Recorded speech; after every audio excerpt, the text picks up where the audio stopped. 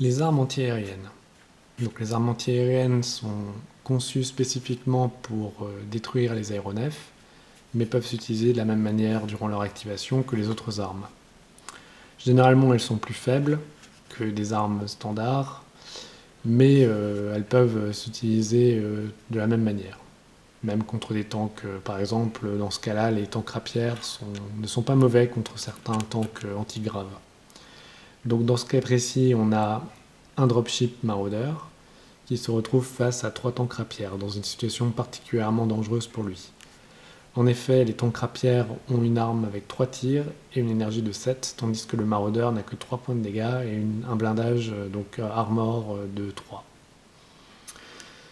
Donc le joueur ICM, lorsqu'il va tirer, aura donc 9 dés qui touchent sur du 3+. Là, il n'y a aucun problème de portée ni de ligne de vue, hein, bien évidemment. La portée, donc, se mesure du centre du modèle jusqu'au centre du modèle au niveau du sol, même si en ce qui concerne la ligne de vue, le dropship, lui, est situé à un point 6 pouces au-dessus du centre du socle, à peu près ici. Donc, le joueur ICM lance ses 9 dés, qui touchent sur 3+. Donc, j'ai un certain nombre de touches. Voilà. J'ai donc 6 touches. Ensuite, pour endommager, je cause un point de dégâts sur 3+, et 2 points de dégâts sur un 5+. Donc là, c'est amplement suffisant. Je cause 1, 2, 3, 4, 5, 6, 7, 8. J'aurais pu détruire 2 dropships avec ce tir. Donc le dropship maraudeur est immédiatement abattu. On consulte, même si ça n'a pas d'importance, il faut consulter la table des aéronefs détruits. Donc, je lance un D6. 1. Donc sur un 1, c'est un atterrissage d'urgence, donc l'aéronef est obligé de se poser, mais s'il y avait des unités transportées, elles ne prennent aucun dégât et elles survivent. Voilà, donc ça peut avoir son importance, dans ce cas-là, ça n'en a aucune. De plus, il faudrait regarder, en fonction de la taille de la zone d'atterrissage, s'il y avait des choses en dessous, elles pourraient prendre des dégâts au moment du crash de l'appareil. Voilà donc pour le tir normal des armes antiaériennes durant l'activation de l'unité. Ensuite, l'autre cas de figure, c'est un tir en réaction. Donc, un autre exemple. Donc, je vais modifier légèrement la situation. Donc voilà, imaginons que le transport maraudeur soit ici, avec un invader à bord. Donc il y a le transport de troupes blindées du Scourge, qui lui-même transporte un objectif. Le joueur Scourge désire faire quitter cet objectif, le faire sortir de la table pour pouvoir le sécuriser et marquer des points de victoire. Le bord de la table se trouve par ici, et donc il va devoir passer devant les tanks rapières. Donc les tanks rapières vont pouvoir effectuer ce qu'on appelle un tir en réaction, c'est-à-dire un tir qui se passe en dehors de leur activation normale, au moment où un aéronef passe dans leur ligne de vue. Donc pour qu'il puisse effectuer ce tir en réaction, il faut que, premièrement, qu'il n'ait pas déjà tiré durant le tour. Deuxièmement, il faut que ce tir soit légal. C'est-à-dire, par exemple, si ces rapières ont été débarquées durant ce tour, ils ne peuvent pas tirer, donc ils ne peuvent pas faire de tir en réaction. Et donc, ce tir en réaction se fait en réaction à un mouvement d'aéronef. Donc, imaginons que ces tanks rapières ont été débarquées à un tour précédent, que donc elles peuvent légalement tirer, et donc que toutes les conditions soient réunies.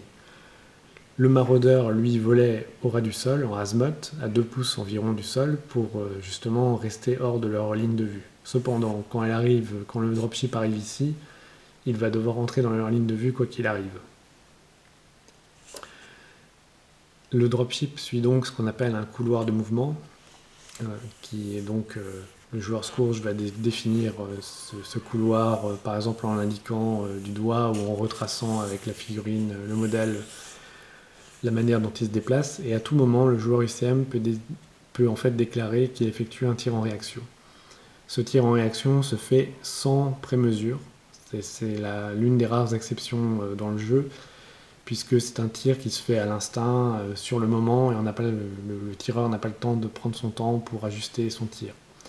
Donc, le joueur UCM peut déclarer par exemple à ce moment-là qu'il tire en réaction avec ses tanks rapières.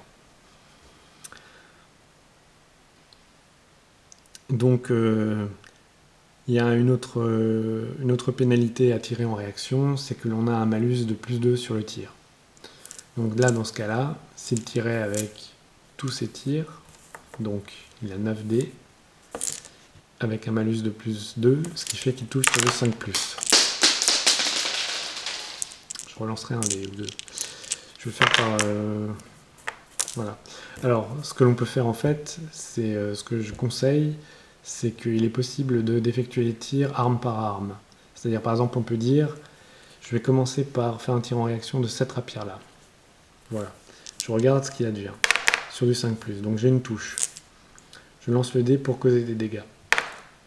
3+, ce qui cause 1 point de dégâts. Que je signale avec ce petit dé. Ensuite, j'effectue l'autre rapière après un déplacement infinitésimal du tank Scourge sur son couloir de déplacement. Je relance les dés, j'ai donc une seule touche. Toujours sur le 3+, je cause un autre point de dégâts. Voilà. Enfin, le dernier tank rapière, après un déplacement infinitésimal suivant du dropship Scourge. Et là, j'ai encore une touche. Donc, toujours sur du 3+, et je cause à nouveau un point de dégâts, ce qui suffit à détruire le dropship.